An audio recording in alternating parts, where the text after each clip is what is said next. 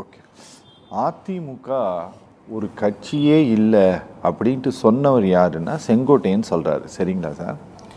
ஆனால் அவர் தாவேகாவில் சேருவதற்கு முன்பாக ஒரு 1.5 மாதத்துக்கு முன்னால் வர, ஒரு 2 மாதத்துக்கு முன்னால் வர, அதிமுக ஒன்றிணைந்தால் மட்டும்தான் ஆட்சி அமைக்க முடியும் அப்படின்னு சொல்லிட்டு இருந்தார். ஒன்றிணைந்தால் அதிமுகவை தவிர வேறு யாராலும் ஆட்சி அமைக்க முடியாதுன்னு சொல்லிட்டு இருந்தவர் இன்னைக்கு அங்கே போனதுனால சொல்கிறாரு. ரொம்ப பலவீனமாக ஏடிஎம்கேவை மதிப்பிடுகிறதா சார் தாவேகா? சார், கள நிலவரம் எடப்பாடி பழனிசாமி அவர்களுக்கு ரொம்ப நல்லாவே தெரிஞ்சிருக்கு. அதனால தான் அந்த விரக்தியின் வெளிப்பாடு தான். ஏன்னா அவர் ரொம்ப வீக்காக இருக்கான்றது அவருக்கு நல்லா தெரியுது. அவர் வீக்காக இருக்காரா? ஆமாம், அதிமுக ரொம்ப வீக்காக இருக்குது களத்தில்ன்றது எடப்பாடி பழனிசாமி அவர்களுக்கே தெரிஞ்சதுனால தான் இப்போ அவங்க அவதூறு பிரச்சாரத்தை விஜய் பேரில் ஆரம்பிச்சிட்டாங்க. ஏன்னா அவங்க சார் சொன்ன மாதிரி நர்வஸ் ரியாக்ஷனு முதல்ல கட்டி பிடிச்சி அவங்கள கஜோல் பண்ணி கூட்டு வரணும்னு நினச்சாங்க விஜயை. அது பிகினிங்லேருந்தே விஜயை பொறுத்த வரைக்கும் பிகினிங்லேருந்தே அவர் எல்லாத்துலேயும் கரெக்டாக அவங்க ஸ்டப்பானாக நிற்கிறாரு.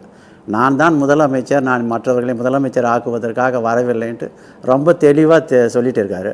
அப்படி இருக்கும்போது எடப்பாடி பழனிசாமி எப்படி கொடி பறக்குதுன்னு சொல்லலாம் 2வது நாள். அதுலேயே தெரியலையா அவங்க ஷேக்கி கிரவுண்டில் இருக்காங்கன்னு சொல்லி. இதுக்கு இன்றைக்கி அதிமுக இந்த அளவுக்கு ஒரு மாதிரி வீக்கன் ஆனதுக்கு முக்கிய காரணம் அதிமுகவின் தலைவர்கள் தான். ஏன்னா அவங்க பேர்லேயே இப்போ அவங்களுக்கு நம்பிக்கை இல்லை. நீங்கள் உங்களோட பார்வையில் விஜய் புதுசாக வந்திருக்காருன்னா நீங்கள் அவரை இக்னோர் பண்ணிவிட்டு போகலாமே. இப்போ தான் அவர் ஃபஸ்ட் எலெக்ஷனை மீட் பண்ணுறாரு. நீங்கள் நண்பர் இவர் சொன்ன மாதிரி நாங்கள் 30 வருஷம் ஆண்டோம், 50 வருஷம் கட்சி, எல்லாம் உண்மை தான். பட் எத்தனையோ வருஷங்கள் மிக வலுவாக இருந்த சாம்ராஜ்யங்கள்லாம் விஜயநகர சாம்ராஜ்யம்லாம் எப்படி திடீர் ஒரு நாளைக்கு சரிஞ்சு தான் போச்சு. அதுதான் அரசியல்ன்றது. ஒரு கட்சி மேலுக்கு வருது, ஒரு கட்சி கீழே போகிறதெல்லாம் அரசியலில் சகஜம். நீங்கள் உங்கள் விரோதியை தப்பாக கணிச்சிட்டீங்க. அதிமுக தான் அதற்கு காரணம். அதிமுக முதல்ல விஜயை ஒரு ரொம்ப வீக்கான தலைவர் கூப்பிட்டா நம்மளை கட்டி பிடிச்சி கூட்டணிக்கு வந்துடுவார்னு நினச்சிட்டாங்க. அது அவங்க பண்ண ஒரு பெரிய ஸ்ட்ராட்டஜிக் மிஸ்டேக். அதை அவங்க அக்செப்ட் பண்ணிருக்காங்க. அதோட ஏன்னா இந்த சீச்சி இந்த பழம் புளிக்கின்ற ஸ்டேஜில் இப்போ அவங்க வந்துட்டாங்க. ஒரு காலத்தில் நிமிஷம் சார், நீங்கள் தேர்தல் தேதி இன்னும் அறிவிக்கப்படுவதற்கு முன்பாகவே ஒரு 170 தொகுதிகளுக்கு மேலே சென்று தன்னோட பிரச்சாரத்தையே நிறைவு செய்து விட்டார் திரு எடப்பாடி பழனிசாமி. ஒரு 170 அசம்பிளி தொகுதிக்கு அவர் போய் பிரச்சாரத்தையே நிறைவு செய்து விட்டார்.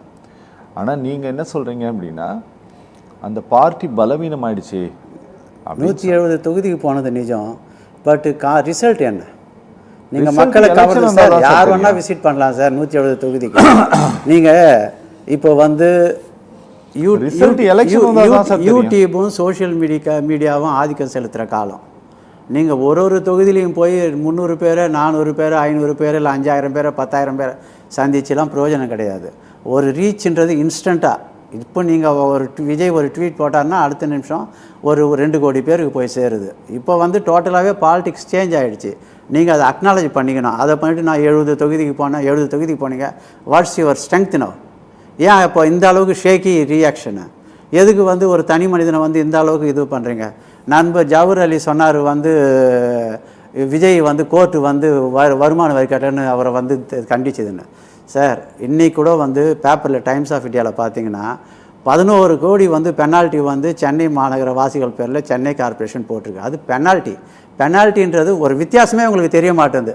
ஃபைனுக்கும் பெனால்ட்டிக்கும் வித்தியாசம் இருக்குது. Penalty administrative action. ஒவ்வொரு இன்கம் டேக்ஸில் 50% பீப்புள் அவங்க ஒரு கணக்கு சொல்லுவாங்க, நான் ஒரு கணக்கு சொல்லுவேன். அவங்க ஒரு பெனால்ட்டியை ஃபிக்ஸ் பண்ணுவாங்க, நான் அதை பேர் எடுத்து ஒரு சாதா இன்கம் டேக்ஸ் ஆஃபீஸர் தான் ஒரு லோயர் லெவல் ஆஃபீஸர் தான் பெனால்ட்டி போடுவார். நீ வருமானத்தை மறைச்சிட்டேன்ட்டு நான் கரெக்டாக சொல்லியிருப்பேன். சில கழிவுகள்ன்றது சில டிடக்ஷன். சார் அது விடுங்க சார், கோர்ட் சமாச்சாரத்தை விடுங்க சார். கிரவுண்ட் லெவல்ல ஏடிஎம்கே இல்லை அப்படிங்கறது நீங்க எப்படி சொல்றீங்க? நீங்க எங்க இருக்கிறீங்க? உங்க வீடு எங்க இருக்கு? ராயப்பேட்டையில லாய்ட்ஸ் ரோட்ல அதிமுக ஆபீஸுக்கு நேர் எதிரில் இருக்கேன். சரி, ஹெட் குவார்ட்டர்ஸ்ல இருக்கேன். எடப்பாடி தங்க மாளிகை கேதுல இருக்கீங்க. அதுலதான் நான் சொல்ல வேணாம்னு நினைச்சேன். நீங்க என்ன சொல்ல வைக்கிறீங்க. என்ன கோவிச்சு கூடாது. ஒரு ஆரவாரமும் ஒரு காலத்துல எப்படி இருந்த ஒரு ஆட்டமும் பாட்டமும் தொண்டர்கள் உற்சாகத்தால் அப்படியே வழிஞ்சி நிரம்பிய இடம் வந்து இப்போ அமைதியாக ஆரவாரமே இல்லாத இருக்குது சார். ரொம்ப பரிதாபமாக இருக்குது. நான் வந்து எந்த கட்சியும் சார்ந்தவில்லை இந்த நிமிஷம் வரைக்கும். ஆனால் வந்து புரட்சி தலைவர் எம்ஜிஆரால் ஒரு நிறுவப்பட்ட கட்சிக்கு இந்த நிலைமையாக நான் வந்து வருத்தப்படுறேன். ஒரு பார்ட்டி ஆஃபீஸர் 24 மணி நேரமும் கொண்டாட்டமா இருக்கிறதுக்கு அது ஒன்றும் பப்பு கிடையாது. எலெக்ஷன் டைம்ல நான் பார்த்தவன். எலெக்ஷன் டேட் அனௌன்ஸ்மெண்ட் பண்ண தேவையில்லை சார். சார் இப்போ எலெக்ஷன் டேட் அனௌன்ஸ் பண்ண தான் வந்து எல்லாமே வந்து அவங்க வீட்டில் இருக்க சட்டையும் பேட்டையும் மாற்றணும்னா இன்னிலேருந்தே கிரவுண்ட் ஒர்க்கை பண்ணணும் சார். எங்கே சார் கிரவுண்ட் ஒர்க் இருக்குது? விஜயை திட்ட வேண்டிய அவசியம் இவங்களுக்கு என்ன வந்தது? நீங்களே சொல்கிறீங்க விஜய் வந்து அவர் வந்து பச்சா, ஓகே பச்சா, அவர் யானை பலத்தோடு வந்து யார் யார் காலில் போட்டு மிதிக்க போகிறது எலெக்ஷனில் வந்தால் தான் தெரியும். இப்போ நீங்கள் இவங்களே தப்பு கணக்கு இதே தான். அதிமுகவுக்கு இன்றைக்கி இருக்க ப்ராப்ளம் என்னென்னா இந்த தப்பு கணக்கு போடுறது தான். இவங்களோட மெயின் விரோதி வந்து திமுகவாக இருக்கணும். இவங்க வந்து என்ன செய்கிறாங்க, இவங்களோட எனர்ஜி எல்லாம் வந்துட்டு விஜயை தாக்குறதுலேயே இது பண்ணி இவங்களுக்கு இருக்க கொஞ்சம் நஞ்சம் ஓட்ஸையும் வந்து லூஸ் பண்ண போகிறாங்க சார். ஒரு அதிமுக திமுக 2 கட்சிகளுமே சார் கொள்கை ரீதியான கட்சிகள், சரியா? இந்த 2 பார்ட்டிக்குமே நான் சொல்கிறேன், அவங்களுக்கு நிரந்தரமான வாக்கு வங்கின்னு இருக்குல்ல, அந்த நிரந்தரமான வாக்கு வங்கி அப்படிங்கிறது குறைந்தபட்சம் நான் சொல்கிறேன் 20% வச்சுட்டு இருக்கிறாங்க. 2 பேருமே சொல்கிறேன், 2 பார்ட்டியுமே வச்சுருக்கேன். 2 கட்சிகளுக்குமே 20% வாக்குகள் குறைந்த சதவிகித அளவில் நான் சொல்கிறேன். நீங்கள் போலிங்கே 68லேருந்து 70%, அதிகபட்சம் 72% தான் போகும். இந்த இவங்களுக்கு இருக்கக்கூடிய 40% கடந்து தான் இதர கட்சிகளுக்கெல்லாம் சேரப்போகுதுன்னு வச்சுக்கோங்களேன். இதில் நீங்கள் எப்படி வந்து இவர்களை வந்து இவ்வளவு ஒன்றுமே இல்லை, இவங்களெல்லாம் தூக்கி தூரம் போட்டு ஜனங்க அடுத்து எங்களுக்கு தான் குத்திடுவாங்க அப்படின்னா அப்படி என்ன பண்ணிட்டாரு சார் இவரு? அந்த மக்கள் மனமாற்றத்துக்கு விஜய் வந்து பண்ணல. என்ன பண்ணி இவங்களே வந்து இவங்களை குழி தோண்டிட்டாங்க. ஏன்னா செக்யூலர் பார்ட்டின்னு இத்தனை நாள் நினைச்சிட்டு இருந்தா அதிமுகவை, என்னைக்கு வந்து ஆன்டி தமிழ் பிஜேபியோட வந்து இவங்க போய் கூட்டு சேர்ந்து அவங்களோட தோளோட தோல் கை போட்டாங்களோ, ஒரு சங்க் ஆஃப் ஓட்டர்ஸாக அவங்க அதிமுக லூஸ் பண்ணிட்டாங்க. பர்டிகுலராக மைனாரிட்டி ஓட்ஸை என்னோட கணிப்பில், நான் வந்து பெரிய இதுன்னு சொல்லலை, என்னோட கணிப்பை தான் நான் சொல்கிறேன். நான் மைனாரிட்டி ஓட்ஸை அவங்க லூஸ் பண்ணிட்டாங்க.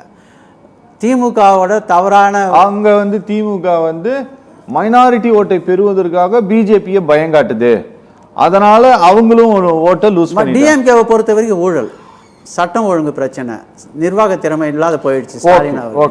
அதனால அவங்க ஒரு மேஜர் சங்க் ஆஃப் ஓட்டர்ஸ் அவங்க லூஸ் பண்றாங்க. இதெல்லாம் வந்து விஜய்க்கு பாசிட்டிவா வருது. மக்கள் என்ன முடிவு பண்றாங்கன்னா, இவங்க 2 பேரையும் பார்த்துட்டோம், 2 பேரும் சரியில்லை, ஒரு புதுசா ஒரு ஆல்டர்னேட்டிவ் கொண்டாடுவோம். ஒரு ஆல்டர்னேட்டிவ் தான், கிரெடிபிள் ஆல்டர்னேட்டிவ் அவர் தராரு. அதனால அவர் வந்து வின் பண்றதுக்கு சான்சஸ், அது இந்த நர்வஸ் ரியாக்ஷனே வந்து அவர் வந்து மேலுக்கு கொண்டாந்துரும். Okay okay sir. சார் இந்த எப்படி சொல்லுதுன்னா, நல்ல இழுத்து பிடிச்சு கட்டின ஒரு இரும்பு ஒரு ஸ்ப்ரிங் இருக்குல்ல சார், அந்த ஸ்ப்ரிங்கை லேசா அப்படி சுண்டி விட்டோன்னு வச்சுக்கோங்களேன், அது அடிக்கும் தெரியுங்களா? இல்ல சார், நான் சொல்றேன், அப்படி ஏதாவது ஒரு வைப்ரேஷன் தமிழ்நாட்டு அரசியல் இருக்கா சார்? சார் நான் தயவு செஞ்சு அவர் பேசுறத வச்சு நான் சொன்னா நீங்க நினைச்சிடாதீங்க, அப்படி நான் சொல்லல. இல்ல அப்படி ஒரு வைப்ரேஷன் எங்கேயாச்சும் எனக்கு என்ன தோணுதுன்னு சொன்னா, பேட்டில் ஸ்டார்ட் ஆகிறதுக்கு முன்னாடியே வந்து அதிமுக தன்னோட தோல்வி ஒப்புக்குதோன்னு நான் நினைக்கிறேன். நான் அதுதான் நிஜம். ஏன்னா அதிமுகவின் பார்வையில விஜய் ஒரு நான் ஃபேக்டர் தானே.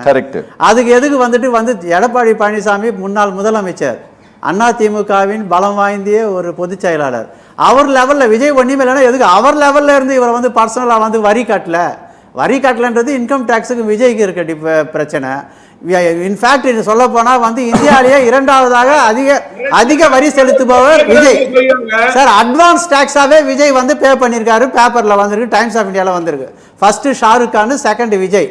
அட்வான்ஸ் டாக்ஸ் கட்டுற ஒரு நபரை போய் பார்த்துட்டு அப்படிலாம் கட்டினா அவார்டு கூப்பிட்டு கொடுப்பாங்க. இல்ல நான் உங்களுக்கு நாளைக்கு அனுப்புறேன் சார். சார் நான் பேர் சொல்றேன் sir. Shahrukh Khan first, Vijay second sir. இது டைம்ஸ் ஆஃப் இந்தியாவில் வந்திருக்கு, இந்துல வந்திருக்கு சார். அதனால வந்து நீங்க பர்சனல் சார், ஒரு யார் பர்சனல் அட்டாக் போவாங்க? விஜய்க்கு கொள்கை கிடையாது, விஜய் வந்து மக்களை சந்திக்கிறது, அத மாதிரி சொல்றதை விட்டுட்டு விஜய் வரி கட்டல, விஜய் அந்த கார்ல போறாரு, விஜய் மக்களை இது பண்றது இல்ல, இதெல்லாமா சார் ஒரு அரசியல்? நீங்க வந்து வேற எது சார் அரசியல்? நீங்க இவர் வந்து சொன்னாரு, மரியாதைக்குரிய இபிஎஸ் வந்து சொன்னாரு, ஒரு பெரிய அசம்பாவிதம் நடந்த பிறகு 75 நாள் வீட்டை விட்டே வெளியே வராத ஒரு தலைவர் இந்தியாவிலே எந்த தலைவரும் கிடையாது, இங்கே எவ்வளவோ அரசியல் தலைவர்கள் இருக்கிறாங்க, இவர் மட்டும்தான். அவர் சொன்னது என்ன தப்பு சொல்லுங்க? நான் வர முடியாத சூழ்நிலையில் இருக்கிறேன்ட்டு அவர் வந்து போட்டார். சார் அவருக்கு இருக்க பிரச்சனை உங்களுக்கும் தெரியும், எனக்கு தெரியாது. அவரை வந்து சதி வலை பண்ணி மாட்ட விடுறாங்கன்றத அவர் வந்து திண்ணமா நம்புறாரு. உச்சநீதிமன்றமும் அதை நம்பினதால தான் அவங்க ஸ்பெஷல் இன்வெஸ்டிகேஷன் டீம் போட்டாங்க. விஜய் வந்து சிபிஐ இன்வெஸ்டிகேஷன் கேட்கவே இல்லை, எஸ்ஐடி தான் கேட்டாரு. உச்சநீதிமன்றம் தான் சிபிஐ போட்டது. அதுல இருக்க என்ன விஷயன்றது உச்சநீதிமன்றம் நல்லா தெரிஞ்சுக்கிச்சு.